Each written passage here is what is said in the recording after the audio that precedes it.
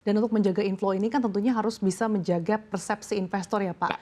Dan saat ini persepsi investor juga masih menunggu siapa kira-kira gubernur Bank Indonesia definitif yang baru. Nah kira-kira kalau dari pandangan Anda, evaluasi Anda, sosok seperti apa sih Pak yang dibutuhkan oleh pasar dan apakah Anda sudah melihat ada nama-nama yang cocok Pak untuk mengisi kursi menggantikan Pak Peri Warjio?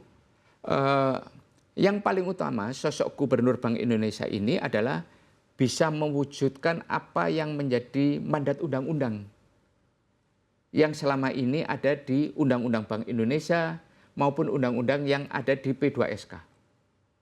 Dan mandat itu jelas disebutkan.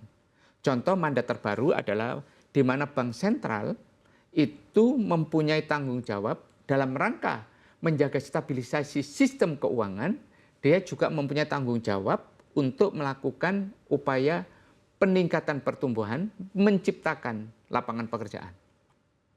Nah, upaya-upaya untuk memberikan direction kepada aturan Bank Indonesia di bawahnya, itu bagaimana menjalankan mandat undang-undang, tentunya ini menjadi sangat penting. Memahami roh ini dulu. Roh ini penting untuk apa? Kemudian bisa paralel bersama-sama dengan kebijakan fiskal, moneter dan fiskal yang paralel, menjalankan kebijakannya masing-masing, membaur, terjadi bauran kebijakan yang memberikan dampak terhadap pertumbuhan. Selama ini kita punya engine fiskal yang sangat ekspansif di moneter, di belanja fiskal ini, bagaimana ditopang oleh moneter yang lebih kuat. Bagaimana ini harus kita ciptakan? Peran pertumbuhan ini diimplementasikan dalam bentuk apa? Saya tidak ingin membicarakan figur karena itu adalah kewenangan penuh Bapak Presiden untuk menunjuk siapa yang ditugaskan.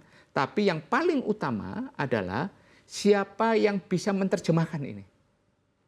Karena pada saat yang sama ada programnya Bapak Presiden yang ingin dia wujudkan yaitu 8% pertumbuhan ekonomi. Jadi engine fiscal policy dan monetary policy itu berada dalam satu trajektori yang sama untuk menuju ke pertumbuhan 8% ini. Kalau fiskal dan moneternya sinergis, kemudian bauran kebijakannya itu mengena, fiskal akan mempengaruhi bagaimana mengatur belanja, ini bagaimana mengatur ekspansi kredit, ketersediaan likuiditas di pasar, di perbankan, dan ini tentunya akan menjadi sebuah engine yang saling menopang. Untuk apa? Menuju ke 8%. Lah, menerjemahkan ini tidak mudah. Tidak mudah. Karena apa?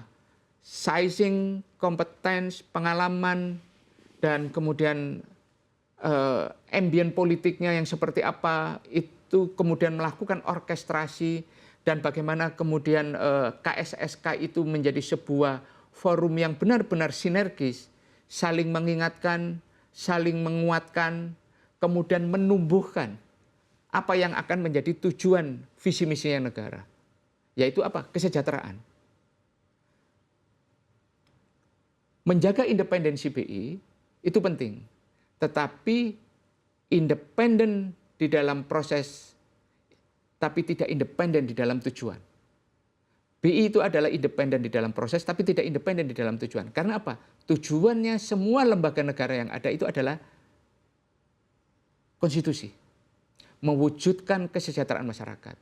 Kesejahteraan masyarakat bisa dicapai dengan apa? Ya salah satunya dengan meningkatkan pertumbuhan ekonomi. Operasi-operasi moneter yang menumbuhkan ekonomi itu seperti apa? Menyediakan ketersediaan likuiditas. Sehingga diserap oleh sektor perbankan dan disalurkan ke sektor real, menumbuhkan investasi, menciptakan lapangan pekerjaan, mereka mempunyai daya kemampuan untuk melakukan konsumsi dan menggerakkan ekonomi. Nah ini yang terjadi. Perbankan yang sehat itu adalah perbankan yang menginvestasikan produk-produk keuangannya pada sektor-sektor produktif. Bukan lagi menginvestasikan produk-produk mereka itu pada sektor investasi kembali. Lah ini yang harus diperbaiki. Kalau mereka melakukan upaya-upaya investasi dan sebagainya itu bukan sebagai produk utamanya, tetapi sebagai apa? Pengelolaan kas menganggur mereka, kelebihan dana mereka. Nah inilah yang harus dikuatkan di bank sentral kita. Ya. Operasi-operasi moneter kita adalah operasi moneter yang bagaimana memberikan dampak penguatan terhadap sektor real. Perbankan merasa dibantu. Bukan perbankan yang merasa bahwa dananya diambil di GWM, kemudian dari GWM itu dikelola oleh bank sentral untuk kemudian dijadikan instrumen kebijakan moneter.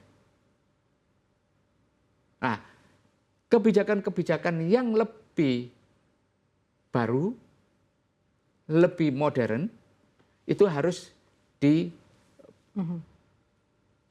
Oke, artinya selain kredibilitas yang tentunya tetap Kalau menjaga independensi Bank kredibilitas Indonesia. dan sebagainya itu faktor yang penting.